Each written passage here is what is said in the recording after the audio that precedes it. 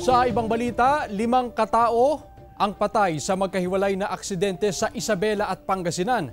Tutukan sa ulat ni Russell Simorio. Patay ang 3 kataong sakay ng motorsiklo matapos makasalpukan ng isang 10-wheel truck sa barangay Balasig, Cabagan, Isabela.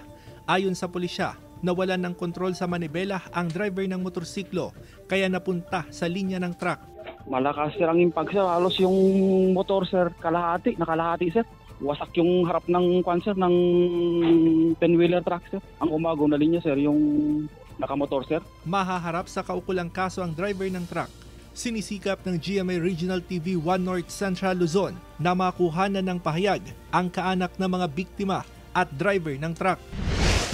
Kita sa cellphone video ng napadaang motorista ang 2 lalaking nakahandusay sa National Highway ng Barangay Sampaloc, Bolinao, Pangasinan. Nakilala ang 2 na sina Emer Ocuaman at Andre Nico de la Cruz na dead on arrival sa ospital. Sa investigasyon ng pulisya, nag-overtake ang motorsiklong minamaneho ni de la Cruz kaya nasagi niya ang motorsiklong minamaneho ni Ocuaman. Isa pang motorsiklo ang nadamay pero ligtas naman ang mga sakay nito.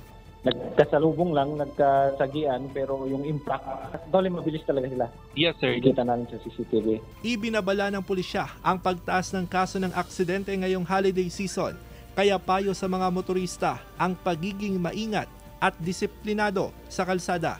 Kasama si Ron Alistair Tañedo, Russell Simorio, 1 North Central Luzon.